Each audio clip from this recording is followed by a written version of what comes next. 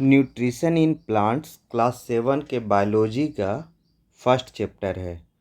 तो लेक्चर 1 मैंने रिकॉर्ड करके यूट्यूब पे अपलोड कर दिया है। ये लेक्चर 2 है और उसमें मैंने फ़ोटोसिंथेसिस के बारे में समझाया था।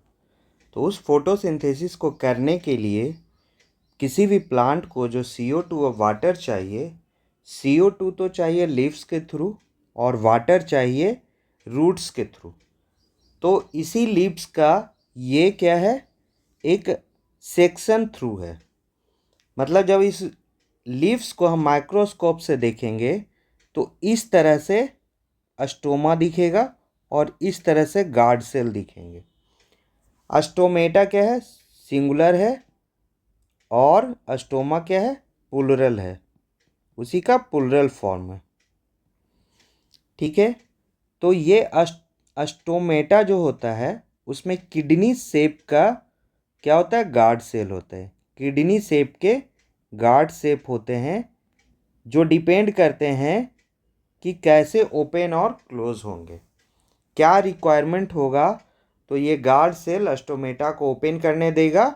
जब ये क्लोज होंगे तो ये दोनों पोर्शन क्या हो जाएंगे, टच हो जाएंगे और पूरा इस तरह से बंद हो जाएगा। तो CO2 का एंट्री नहीं हो पाएगा और फोटोसिंथेसिस नहीं होगा। तो मैंने फोटोसिंथेसिस के लेक्चर में यह बता दिया है कि किस किस पॉइंट से फोटोसिंथेसिस क्या क्या इफ़ेक्ट करता है। फैक्टर इफेक्टिंग ऑफ फोटोसिंथेसिस मैंने पढ़ा चुका है। अब ये इसी लिप्स का एक पार्ट है, क्रॉस सेक्शन है लिप्स का, जिसमें अगर हम वर्टिकली देखेंगे तो क्या क्या मिलेगा वो है इसमें। तो सबसे ऊपर जो लिप्स का सबसे मतलब लिप्स जितना पतला लगता है उसके अकॉर्डिंग यह क्या है, यह क्रॉस सेक्शन काफ़ी मोटा माइक्रोस्कोप से दिखाया गया है।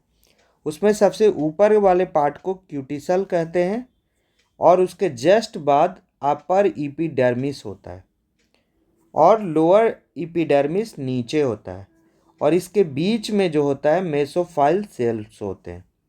इसी में जाइलम भी होते हैं। जो ये जाइलम है जिससे कैरी करता है वाटर और यही वाटर फोटोसिंथेसिस में यूज़ होता है। और ये फोलम भी होते हैं इसमें, ब्लू कलर का जो है उससे फूड कैरी होता है। और इस तरह से देखो CO2 का एंट्री हो रहा है और O2 और H2O का दोनों का क्या होता है, बाहर निकलता है।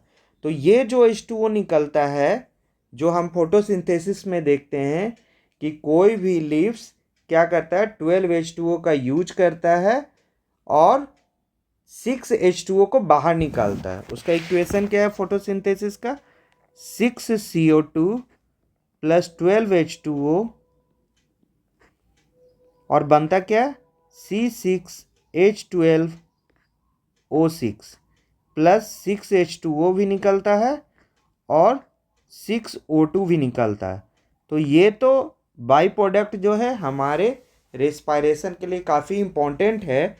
लेकिन ये जो 6H2O बाहर निकलता है इसको कहते हैं ट्रांसपायरेशन।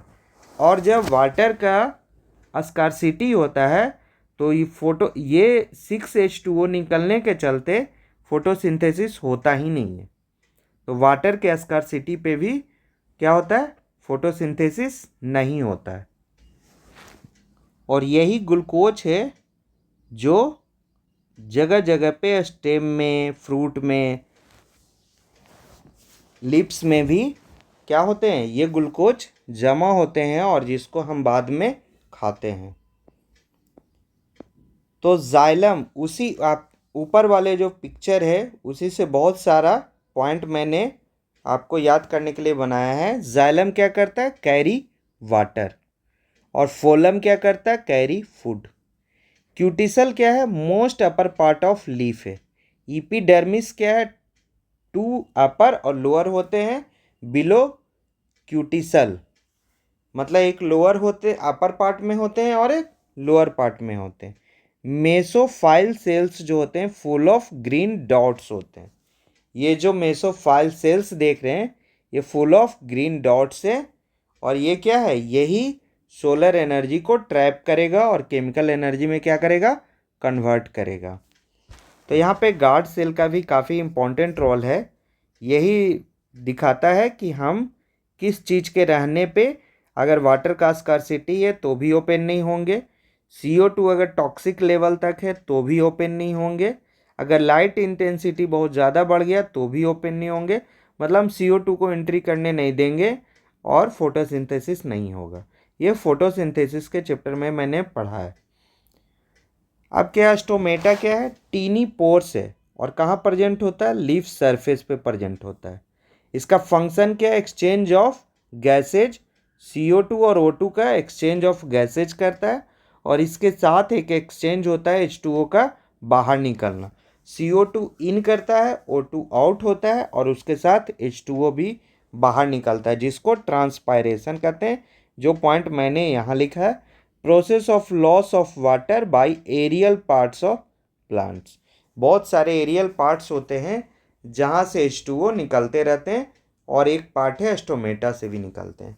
गार्ड सेल जो है रेगुलेट करता है, किसको रेगुलेट करता है, ओपनिंग और क्लोजिंग ऑफ स्टोमेटा। स्टोमेटा के ओपनिंग और क्लोजिंग को क्या करता है, रेगुलेट करता है।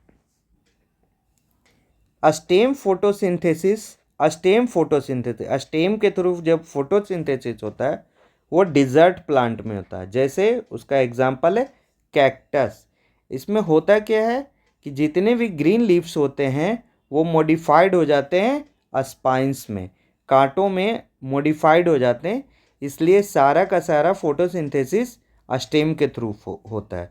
यहाँ भी जब H2O का स्कार्सिटी होता है तो गार्ड सेल स्टोमेटा को ओपन नहीं होने देता है और फोटोसिंथेसिस टेक्स पैलेस नहीं होता है।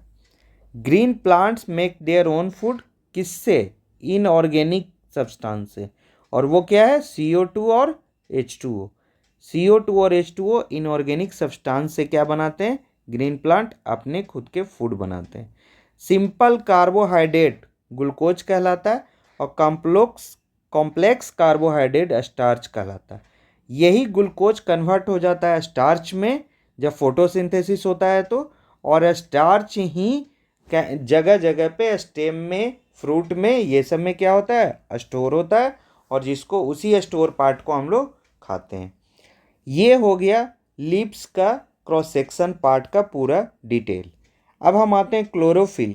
जिस तरह से फोटोसिंथेसिस इम्पॉर्टेंट है उसी तरह से क्लोरोफिल में भी बहुत सारा पॉइंट है जो एग्ज़ाम के पर्पज़ से बहुत इम्पॉर्टेंट है। क्लोरोफिल में है साइट ऑफ फोटोसिंथेसिस है। यह क्लोरोफिल क्या है, साइट ऑफ फोटोसिंथेसिस है। यही साइट है जहाँ पे फोटोसिंथेसिस होगा। क्लोरोप्लास्ट क्या है, किचन ऑफ, ये क्लोरोफिल क्या है, क्लोरोप्लास्ट भी बोलते हैं इसको, किचन ऑफ द सेल भी बोलते हैं इसको, ग्रीन प्लास्टिड भी बोलते हैं, और ये लीव्स में भी होता है और यंग स्टेम में भी होता है। ये 5 टाइप्स का है, बहुत जगह ये पॉइंट नहीं दिया गया है। ये 5 टाइप्स के होते हैं, A, B, C, D and E। ए और बी जो क्लोरोफिल टाइप के होते हैं, ए और बी टाइप के जो क्लोरोफिल होते हैं वो हायर प्लांट में होते हैं, जैसे कॉनिफर्स वगैरह में। बैक्टीरिया में भी 2 तरह के क्लोरोफिल होते हैं और बैक्टीरिया भी क्या करता है, फोटोसिंथेसिस बहुत जगह करता है, लेकिन कुछ ही बैक्टीरिया करते हैं। जो 2 तरह के उसमें क्लोरोफिल होते हैं उसको बैक्टीरियो क्लोरोफिल कहते हैं या बैक्टीरियो विरिडीन कहते हैं। ठीक है, जब हम क्लोरोफिल का टेस्ट करते हैं तो क्लोरोफिल जो ग्रीन कलर का होता है वो टर्न हो जाता है ब्लू और ब्लैक्स में, और इसमें यूज क्या करते हैं, आयोडीन सॉल्यूशन यूज करते हैं। और CO2, इन CO2 टेस्ट KOH यूज करते हैं। KOH यूज इसलिए करते हैं, मतलब CO2 पार्ट ले रहा है या नहीं ले रहा है फोटोसिंथेसिस में, उसी को चेक करने के लिए KOH रखते हैं। और ये KOH क्या करता है, CO2 को एब्जॉर्ब करता है। 2 को हम जार लेते हैं जिसमें 2 प्लांट लेते हैं, है ना, और एक में KOH रख देते हैं और एक विदाउट KOH के होता है। पहले उसको 2 से 3 दिन के लिए डी स्टार्च कर लेते हैं, उसके बाद KOH रख के जब सनलाइट में रखते हैं तो जिसमें KOH होता है उसमें क्या बनता है, स्टार्च नहीं बनता है। और वह स्टार्च का चेक कैसे होता है, आयोडीन सॉल्यूशन उस पर डालते हैं और वही ग्रीन टर्न्स ब्लू ब्लैक में टर्न्स हो जाता है, तो हम मानते हैं कि उसमें स्टार्च है, और अगर नहीं टर्न हुआ तो नहीं है। ये पूरा टेस्ट अगले लेक्चर में हम डिटेल में बताएंगे। आज के लिए इतना ही।